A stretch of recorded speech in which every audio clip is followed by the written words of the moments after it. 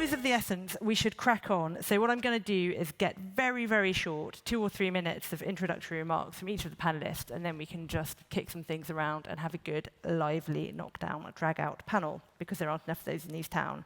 Axel, would you like to start us off? So from my point of view, if we are coming to data protection and privacy protection, so I would say we haven't really taken the chance in doing the best out of the general data protection regulation. We could be more creative on these and bringing together what also Giovanni Buttarelli is saying in the middle course, bringing together the privacy on the one hand side and probably a kind of a new data category for not intrusive, to be too intrusive for the data privacy or data protection issues, and but also having on the other hand the growth and economic developments on based on data issues. So from my point of view, it would have been better if we would have been more creative. Perfect.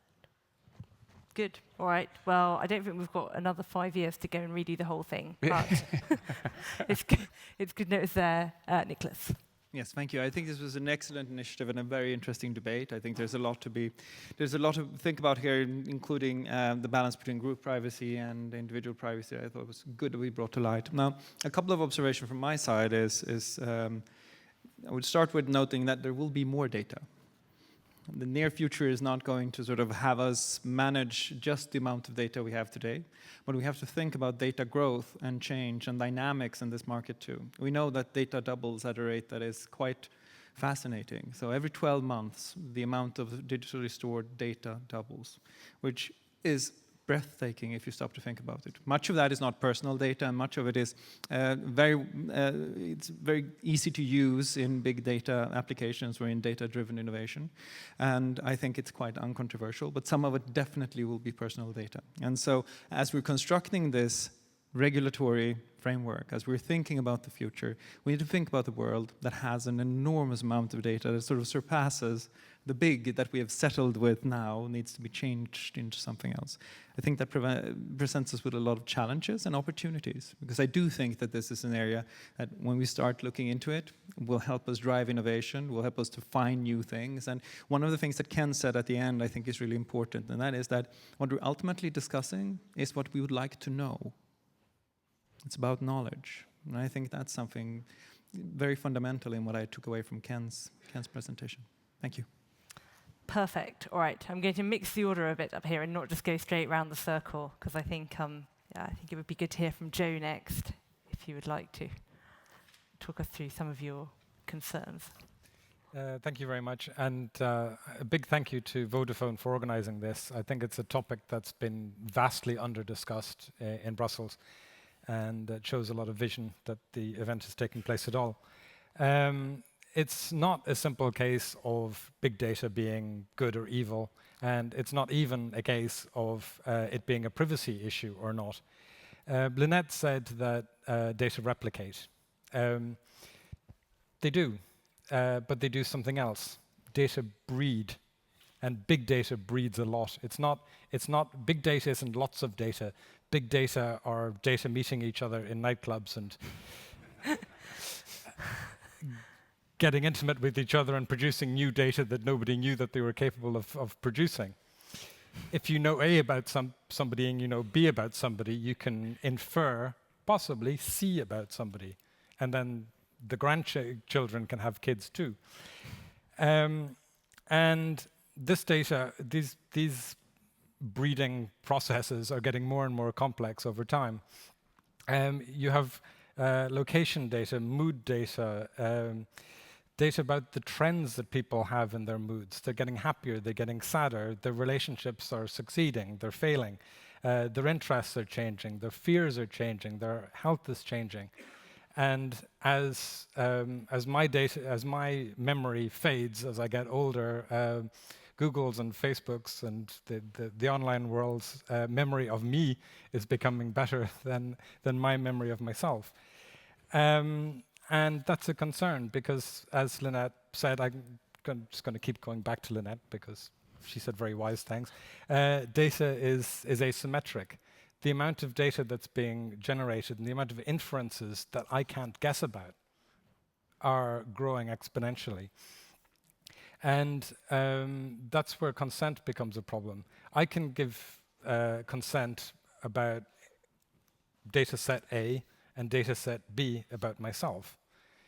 The company I'm giving it to mightn't know until next year that data set C can be generated about me. And then the question becomes, well, what does that mean? And then that comes back to the issue of groups. Axel's former colleague, Jim Higgins, wrote an article in a local newspaper in the west of Ireland after he lost his seat. And he was very annoyed about losing his seat. And he blamed his political party. And specifically what he said was, the political party adopted an austerity measure which was unhelpful for older people. And isn't it obvious that older people vote more than younger people? And it was just the wrong thing to do. So with the fairly basic data set, for heaven's sake, don't upset them, upset the people that aren't going to go to vote. And then the question is, okay, well, how much can this data be used to ignore me? What groups in society can be left to one side? There was another political debate, and I'll finish with this. Back in the 80s, a conservative politician was asked how on earth the Conservatives could possibly get re-elected with unemployment so high. And the Conservative politician looked at the interviewer like he was mad, and he said, "You don't understand. If you've got a job, unemployment is 0. It doesn't really matter about the unemployed people." And again, that's just basic, simple data analytics. You get into data analytics that people can't understand, algorithms that people can't understand, they can't guess at, and you end up with vast amounts of power and questionable levels of accountability. And that's a big challenge for society. And the underlying rules that govern not just personal data, but taking Jim Higgins' example, there was no personal data used in that calculation. Using group rights becomes an interesting challenge as well. Perfect. Great, Joe. That's fantastic. So yeah, group privacy, could that be the next frontier? I think we should hear from one of our academics now. So Eve, the floor is yours. Thanks. So yeah, I think one of the things that we heard throughout the debate and with a lot of my colleagues has really been, big data and privacy. It's really all about finding this balance, right? It's like I want to find the middle way, and balancing the potential with the risks. The main issue is, so I'm an engineer. I've been spending a lot of time doing work on data privacy, and there's one bad news. The bad news is that the way we historically tend to find the balance between using the data and the risk for the individual is gone. So historically, what we used to do is basically you were taking that data and we heard the word again and again, we're gonna use it anonymously, right? We're gonna use anonymous data, we're gonna de-identify it. It's not about the individual anymore. And that's really how historically we've been able to use data and make inference about the group without endangering people's privacy. The issue is that this is not true anymore in the world of big data. So in one research paper, for example, we took large-scale mobile phone data, and we showed that on average, if I know 4 places and times where you were, 95% of the time, there's one and only one person in the data set that was at these 4 places at these 4 times. So basically what it means is that if you know where someone was at 4 places at 4 times, with streets, with any knowledge that you have of the individual, 95% of the time, that's enough to uniquely identify him. So really, what does it, where do we go from there? And is it really is it a binary balance? So do we have to completely give up privacy in order to be able to reap the benefits of big data? Should we stop collecting the data, like, prevent Vodafone from, like, even collecting that data in the first place, and keep our privacy? And I think, interestingly, one of the main thing that I took from the Vodafone survey is the use cases. And so if you go through it, at the end, you have something with different use cases and what people felt okay and not okay with. And interestingly, the one thing that people felt the less okay with was actually the sharing of anonymous and aggregated data. And people were okay with the medical record, even identifiable. They were okay with behavioral data being used to price their insurance. The one thing that they were not okay with was the sharing of anonymous data. And my reading of that is mostly because this doesn't tell you anything, because there is no way to disconnect the data from the individual, and there's no way to give you an idea of what it's going to be used for. And I think, despite being, like, on the privacy side, I think here I really agree with Kent, which, like, we really need to bring it back to the use. Doesn't mean that you should regulate everything that we can do with the data, but I think at the moment, both technically and legally, we spend 80% of the time trying to regulate and mitigate the data collection, and 20% on the use. And I think in the world of big data, we're going to need to revert that and put 80% of our efforts on preventing some of the, like, couple of bad uses, and 20% on the collection. Thank you. Perfect. All right, Eve, what to think about there? Rob, you've got a lot of the data. What are your thoughts on what to do with it? Yeah, I think Vodafone is an interesting position because we have a combination of very, very many customers, more than 400 million customers across the markets we're in. As part of our core business, we end up managing a lot of data. And we also operate across almost 30 countries across the world with different regulatory frameworks and different principles around this whole topic. And I guess when we look at these three things, what we see is an increasing complexity. And I think if we had all the answers, we wouldn't be here tonight. We're basically acknowledging that this is a complex area, and the best chance we've got of finding the right balance between, what's technically possible, what's legally permissible, and what is acceptable to civil society. The best chance of finding that balance is in dialogue and in building the right kind of ecosystems. So I think that's very much a core belief of ours. I think what, for me, was surprising in the study was that I think we have not really communicated well enough the societal benefits that can be delivered from an appropriate use of big data. I mean, I feel that very strongly, and I see that a lot in the role I'm in. So I think we have all perhaps have work to do to share that belief with our customers. Fantastic. All right, so it's about telling a story about the benefits as well. Great. Nico, what are your thoughts? I wrote some things down during the discussion that I thought might be relevant. I mean, the thing is with big data, the fact that you use that word already means that you're getting into rhetorics and you're losing the facts. And let me give you two examples. The first thing is where the survey shows that 12% of the people read terms and conditions. And the first reaction is, that's terribly low. But maybe it's terribly high, because we normally we never read terms and conditions. So the real question would be to compare how many people read terms and conditions in a privacy context and how many people read privacy conditions, terms and conditions when they buy a car. I think when you buy a car, it's 0, or when you buy a radio, or whatever. So we should have the right perspective. Another example was the debate about health and privacy laws. Maybe it's true that there is a causality between the two, but I would just want to put on the table that it seems that Europe has very strict privacy laws, but in general, healthcare is cheaper than in the US, and people are more healthier. So maybe having privacy means that you get healthier people instead of having no privacy. There are a lot of countries in the world where there are no privacy rules and the health issue is terrible. So before we claim all these correlations to be causalities, we need to be much more careful. There is a lot of rhetoric that we should get rid of. And unfortunately, I'm from a profession where we know a lot about rhetoric. Lawyers are very good at rhetoric. And I love to do more research where I work with people who are also interested in facts.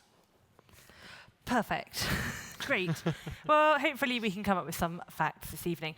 This is a good moment probably to have a little look at the results of the vote earlier, because we had that initial go and people seemed quite optimistic about the business stuff, but then we had the debate and now we are having a look at this. So this should pop up in a moment. While it does, I might come back to Axel, because there were a lot of points that people touched on. We're talking about moving data across borders. Obviously, you've done a lot of work on safe harbour, and that's a biggie. We've talked about the impact of the new EU rules, which you obviously were there very involved with. So, I mean, what would you like to come back on that your favourite? So, from my point of view, digitalization will affect everything what we are known. It will affect our lives, our structures, our democracy, and everything. And so, from my point of view, it would be better if we as a legislator will adapt the future somehow we have in mind, and then create and influence these a little bit more better. Then coming with a structure, if I'm coming back to the regulation, coming with a structure from the 80s and facing a digital revolution with this structure and saying, so we have a kind of a feeling that our life in the future will be based on data all over what we are doing. And now what we are saying here with the regulation is, data processing is forbidden as a fundamental principle, and then we are coming and saying, oh yes, but we can allow this at this spot, and this spot.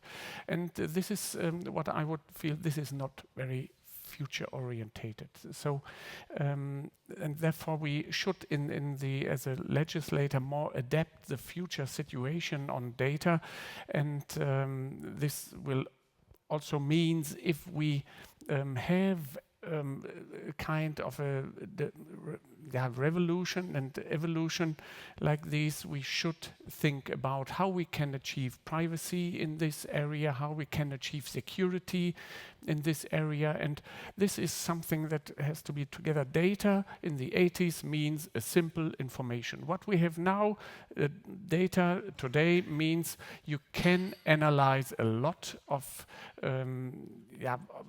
what you're feeling, what you're thinking, probably your soul is analyzed and whatever. And so we should more integrate these upcoming future in everything what we are doing. And this so far, I would say, we can improve these. It's not the best way so far what we are doing here, but I would say so. Of course, you can be in saying, "Oh no, I don't like globalization or digitalization," but it doesn't matter. It is there, and therefore we have to think about how we can create this in a better world by privacy by design, or if you have a kind of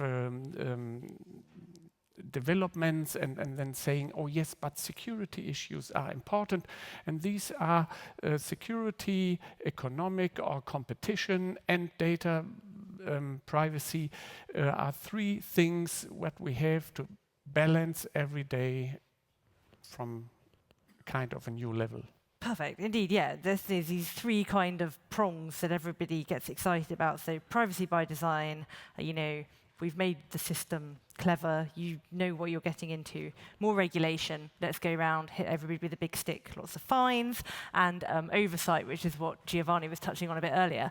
I mean, I think Eve looked quite excited when we talked about privacy by design. Was that the one that got you going? Have you got a best way forward? I mean, it really depends what you mean. I think that's the main issue, and with that, I definitely agree. I think we need to move away from the hype.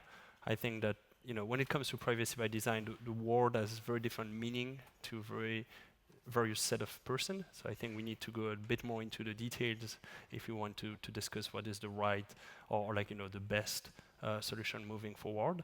I think unfortunately a lot of what I've seen in privacy by design does not really embrace what big data is, right? A lot of the privacy by design thinking has been around data minimization, which is certainly one of the tools that you can use.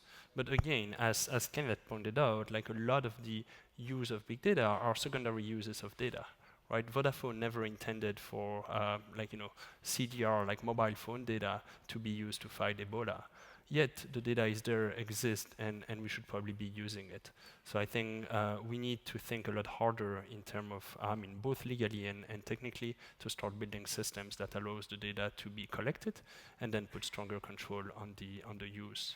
And so I'd be very curious to see from a regulatory standpoint where we are in Europe. Great. Nicklas, privacy by design, is it?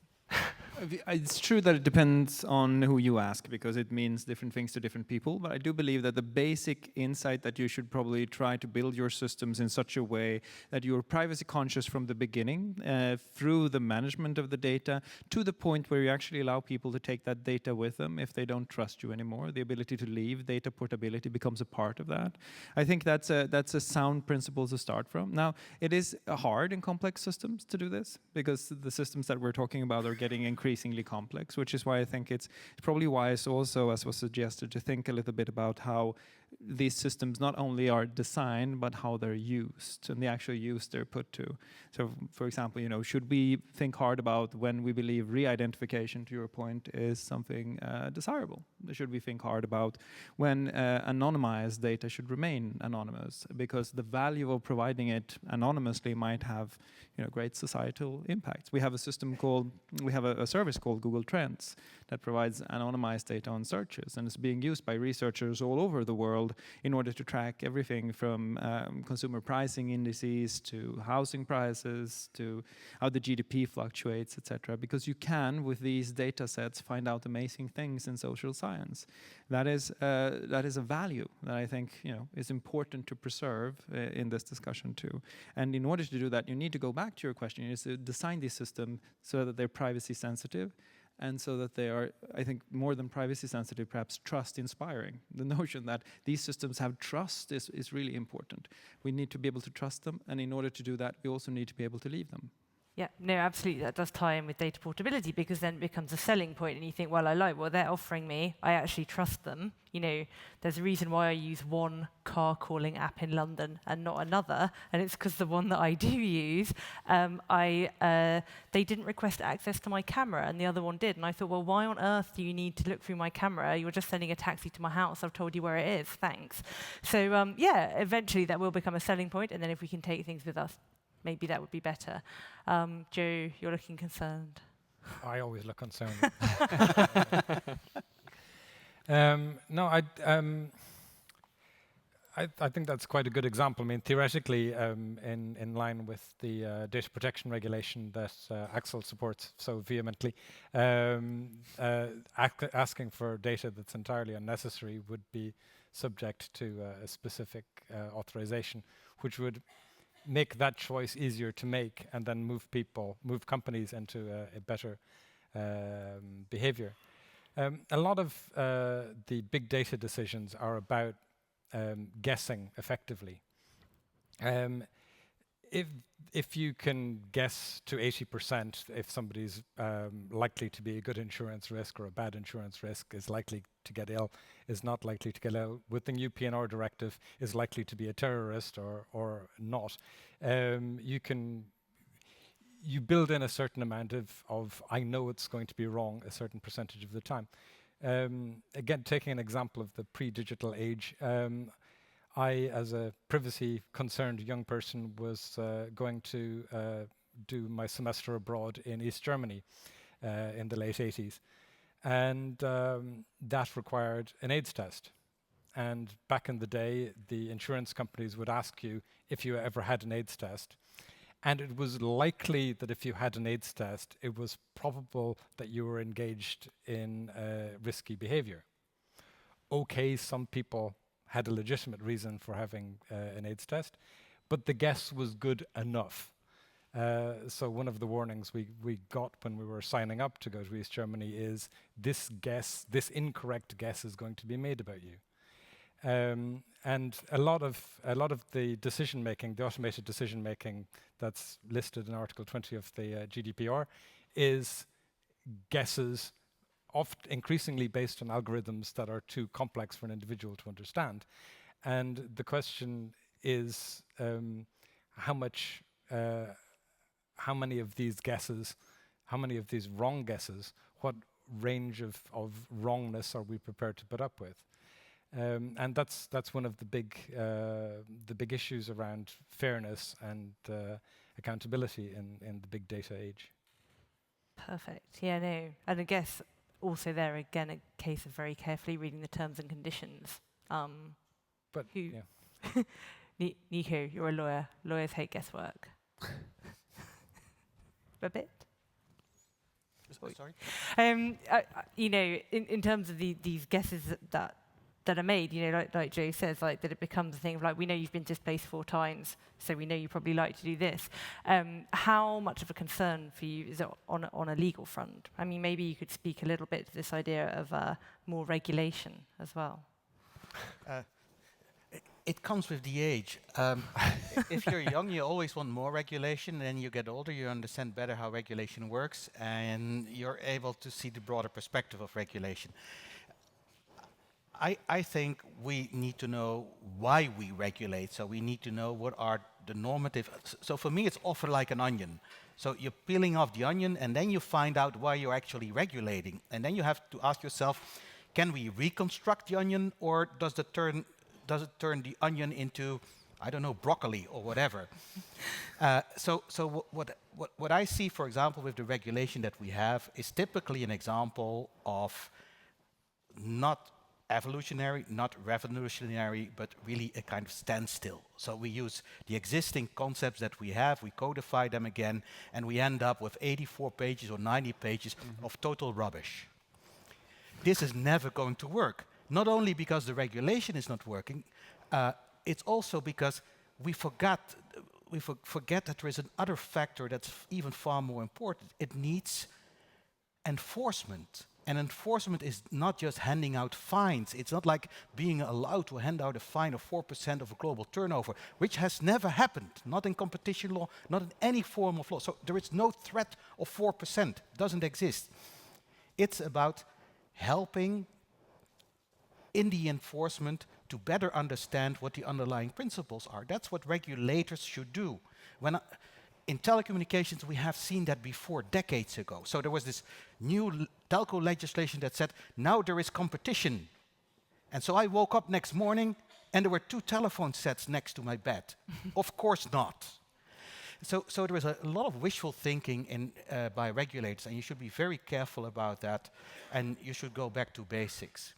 And I think that, for example, meaningful enforcement, not just fines, but building up a process of better understanding is even more important than saying, oh, we now have a new regulation.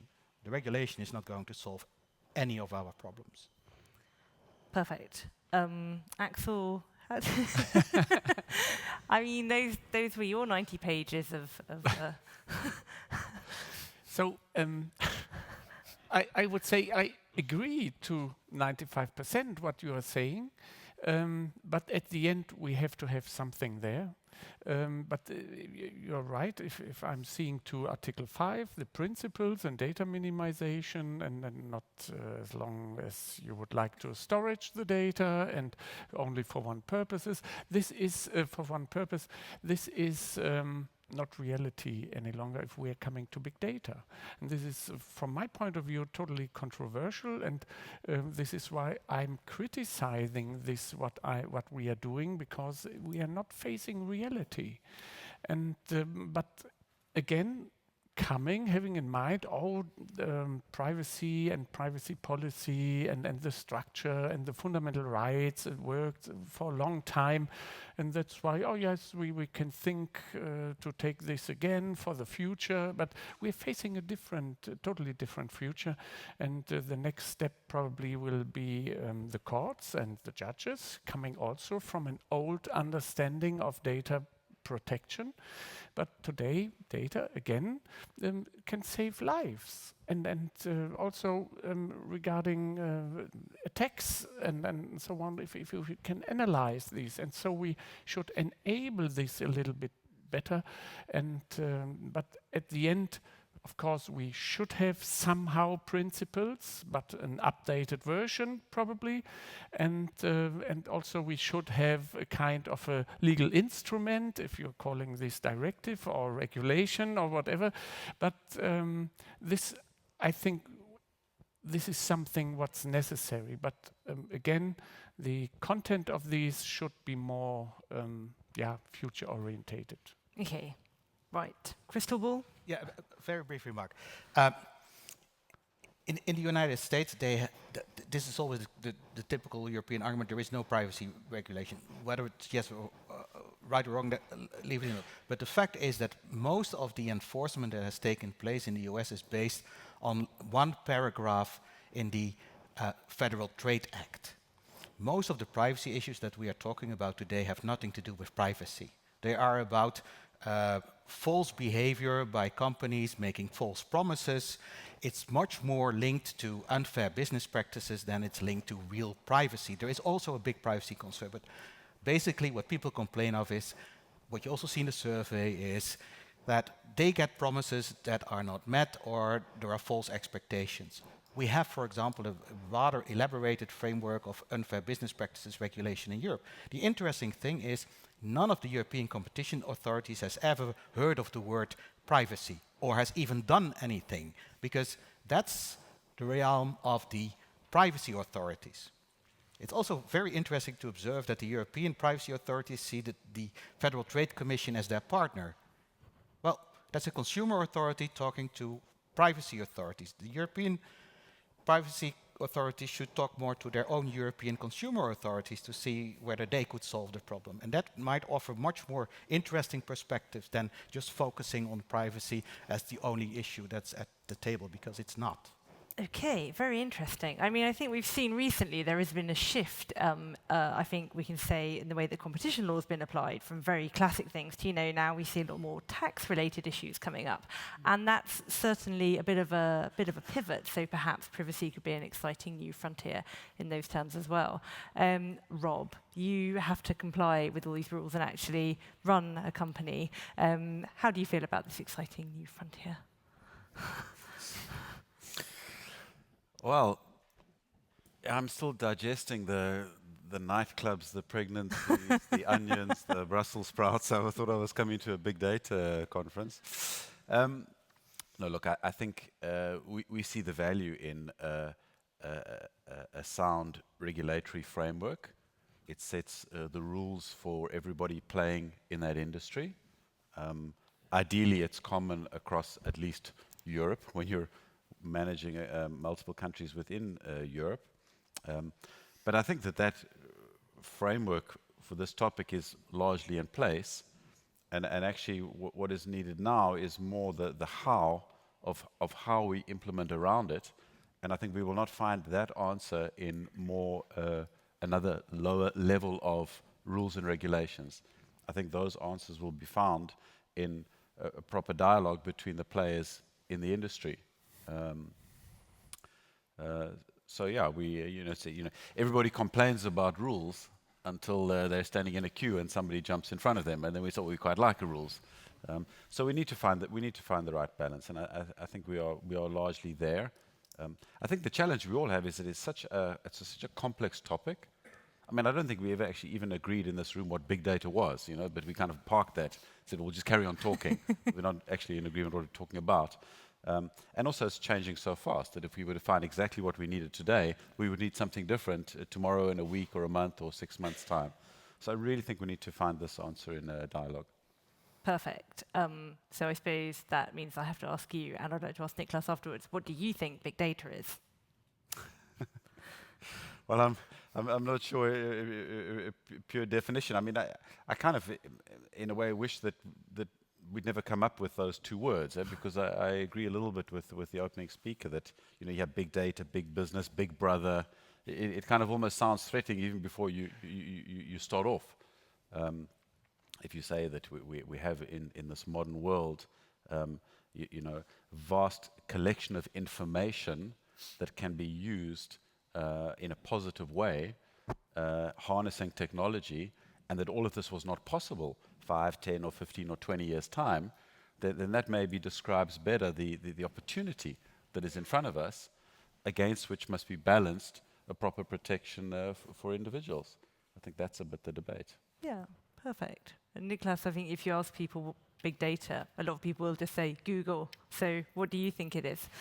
I think Professor van Eijk was right when he said that we need to look across the entire spectrum of different things we can do. Now, it's not only about the data, is another point we should make, right? Having data is great, but unless you provide the right analysis, the right algorithms, the right people, the right managerial structures, you're not going to be able to get any value out of it.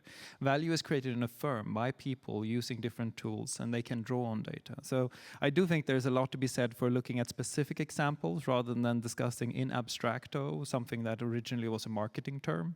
Because if you use that as your basis for thinking about regulation, you are likely to perhaps end up a little bit askew.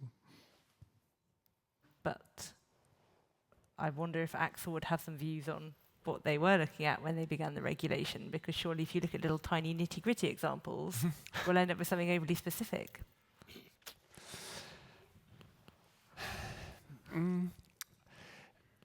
So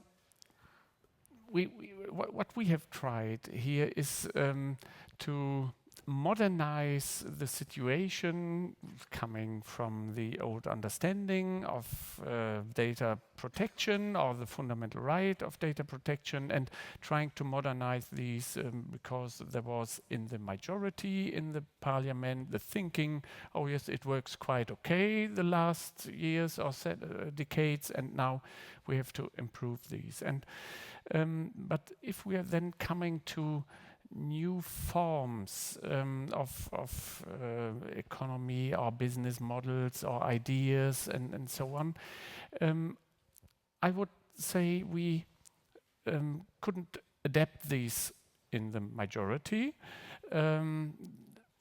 because if you have some situations, even if you're looking to cross-border e-governance instruments or whatever, you don't know really what comes up for models and what we have to think about. But so we try these a little bit in a more general way, principle way. But this creates again uncertainty for all these people who are dealing with the regulation at the end, and this is also, with the background as a lawyer, not this what I really had wished at the beginning of this process.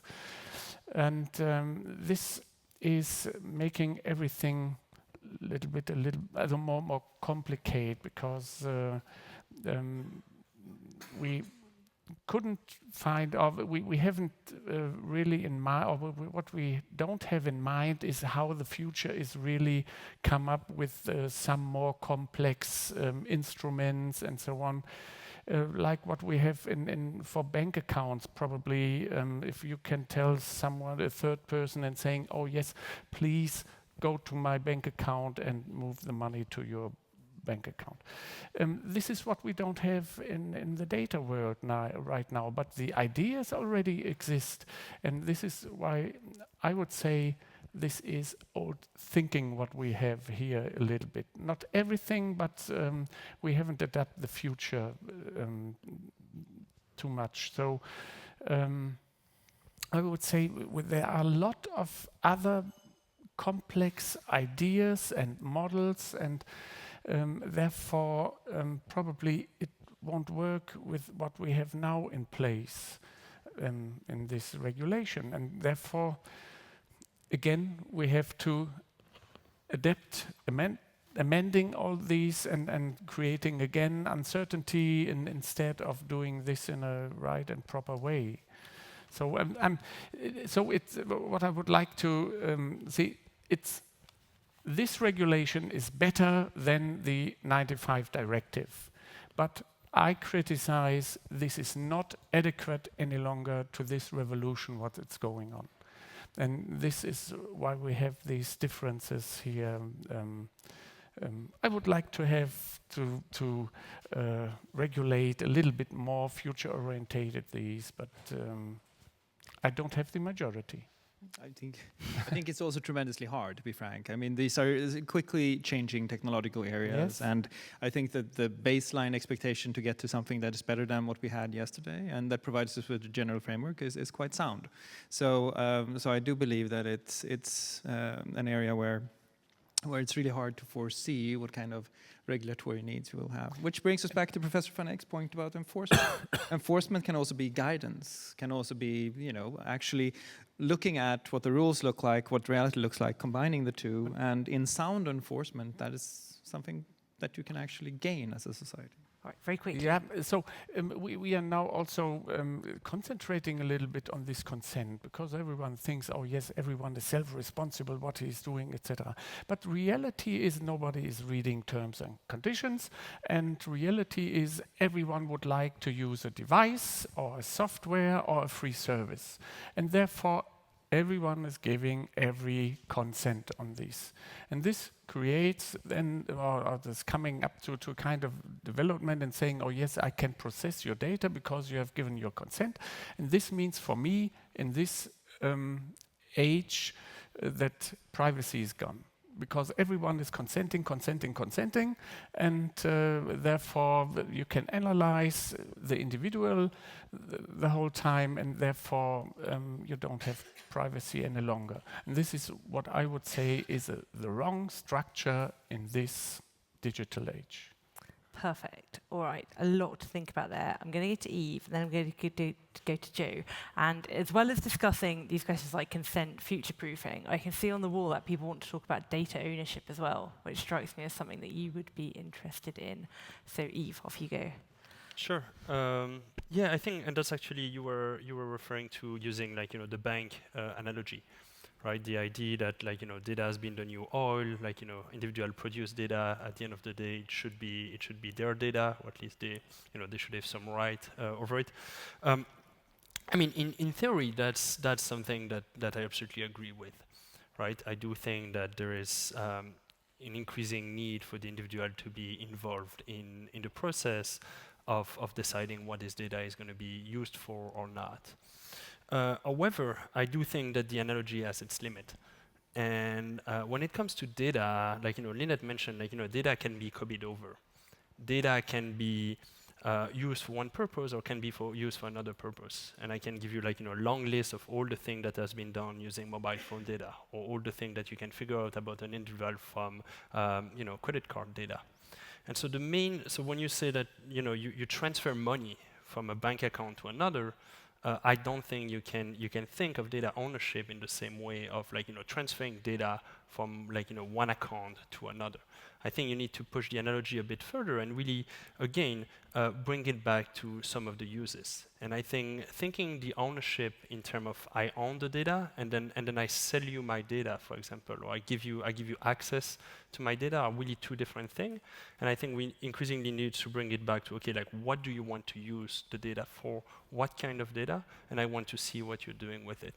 So I'm entirely on board for the idea of ownership, the idea of a personal data bank, but also the transparency of how this data is being used. It's not just a question of transferring data from one account to the other, or me selling you my data. It's not how it works. It's not how it's working. And again, if you take the analogy a little bit, it's it's as if it's a lot of the research that has been trying to argue okay, what is your data worth? Right, and that's something that economists love to do. Right, let's bring it back to, well, this is so much this is how much your data is worth, and again, right, I mean, I've been spending the past 6 years working with mobile phone data. I have no idea what I would sell you my mobile phone data for the simple reason that at the moment I have no idea what you can do with it. And unless you present me with a specific use case of what you want to use it for, and I can control what you're doing with this data, there is no way I can actually price the risk for me and sell it to you. No, perfect. And it's interesting. This is another thing that came up in the survey, right? It's a lot of people would say, well, actually, I'd rather pay for this service than have my data used as the trade-off. but paying often isn't an option. So there we are. All right, Joe, super quickly, your thoughts on what's just been discussed, and then I'm going to have questions from the floor. Well, the how much is data worth question is an interesting one because it actually changes very quickly. How much is my health data worth when I'm healthy? One thing. When I'm liable to be sick, another thing. In the UK, there was data collection from women who just gave birth, and the government outsourced it to a company who was prepared to go to the hospital for free and ask the state questions and some other questions as well, because that data was hugely commercially valuable, whereas the random person on the street wouldn't be. So who owned that? Who owned that data? I can't remember the question. Yeah, that's perfect. It's a really good example, actually, as well, because then it's like consent and ethics as well, right? You've just given birth. Are you really in the mood to answer a questionnaire about which brand of nappies you want to buy? I don't know. Right, very quickly, questions from the floor. Delphine and Johan, my glamorous assistants, have microphones. So I'm sure you must want to put some questions to the panel, all kinds of issues up for discussion. Also shy. I mean, I can use the wall as well, but I would have thought you'd have been keen. Sure? Not one hand? Not one brave questioner? I mean, you're telling me that we fixed it, right? We just know everything about big data now. We've solved it. Mystery is done. Brilliant. Lynette. Thank you very much. This is, I think, a question for Nico, but also for the MEPs present. What is between us and effective enforcement? Is it funding? Is it human capacity? Is it numbers in the DPA? What needs to happen? Good question. I think a few things need to happen. It's very interesting. First of all, if you compare the different DPAs, size, budget, there's a huge difference between the countries. And it has nothing to do with a relationship between, like, is this a country that has more privacy issues than another country? So there is already a big difference there. There is also very little history of enforcement. So it takes really decades for a regulator to become a good regulator. I was in a project 30 years ago run by the OECD to get new telco regulation in former East Soviet countries. And so Western consultants were bringing new legislation to those countries, mainly selling stuff that they couldn't sell in Western countries. That was an accusation made by Secretary of State in Poland when I was in the room. And we found out that that was not the problem, because the big issue was people were not trained. They had no experience with enforcement. When you talk about the FTC or the FCC, you talk about agencies that have a history of 50, 60, 70, 80 years. So I might sound very negative about DPAs in Europe, but it's that history that is lacking. And in competition law, we had that problem too. And it took us like 20, 30 years to build up some serious level of authorities and enforcement of competition. It really takes time. This is not happening overnight. And that's why I'm also saying maybe you should use concepts that other regulators are more familiar with, because then you can also build on their expertise. And maybe it helps. I mean, you were more or less referring to the Al Capone example of sometimes you can't get the person for the real crime, but there might be something else like tax evasion that could also solve the final problem, which is the real problem, that you want to take out the particular activity from society. And then I wouldn't say all means and goals are allowed, but nevertheless proportionality could also be translated in other instruments being used. Great, perfect. Now, before we come to Axel, I just want to go to Rob, because you're in charge of actually a number of different markets across Europe, including places like Albania and Malta, as well as the Netherlands. What kind of differences have you experienced in terms of DPAs, enforcement, like just doing business in those countries?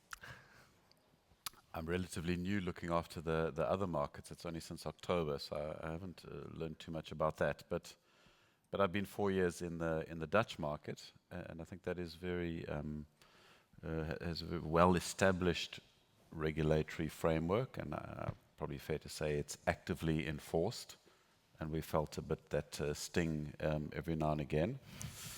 And much as it has not sometimes been pleasant, at least, as I said earlier, the rules are clear and they apply to everybody. And then there is a symmetry in that whole arrangement. And I think that is a good way, that creates a good environment to compete. I guess in some of the other markets, things are not so well arranged.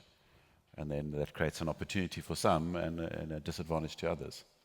Perfect. So it's all about having a level playing field. Nicklas, do you want to come in very quickly on this same topic?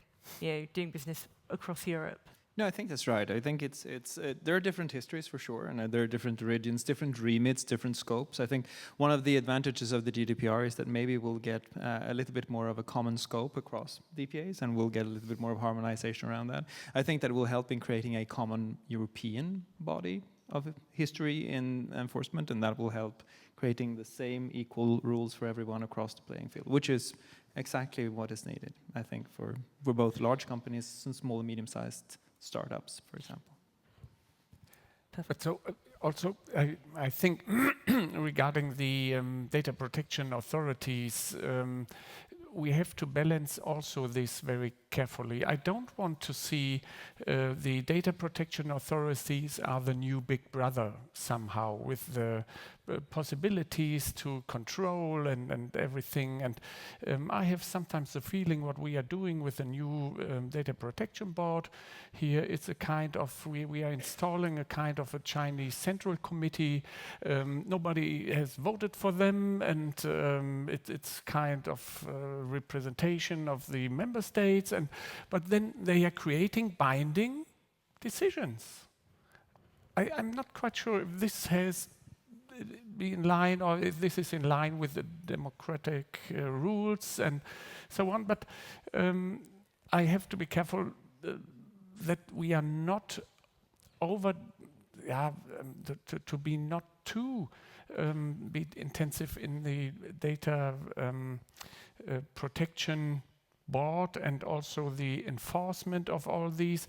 They should control everything what's going wrong and have the possibilities with the budget and staff and administration and so on. But they shouldn't be getting more and more a kind of a big brother because of their independency, and they can say, oh, this is my business to do, and looking in everything what's going on. I'm very carefully here, but so again, we have to balance also this. Of course, if we have a kind of a lack of privacy controlling, then we should empower the law enforcement, but also keeping a level not to go to the other side of the balance and not overreacting again in this area. So I'm carefully with all these. So there are different interests also in all these data world as security issues or competition issues. And if you're only coming to data protection administration, then they are only having in mind this one direction and not the other ones. So I would say we have to balance everything. Great, perfect. What a nice note to conclude on. The idea that we have to balance everything. So Giovanni said we had to balance things. I think really our debate ended up with an idea that we should balance the twin aims of doing good stuff with the data and not harming anyone. And I think the panel has gone roughly in the same direction. So I'm going to ask you to thank the panelists, and then I'm going to hand over very briefly again to Matthew for some closing remarks. Guys, thank you so much.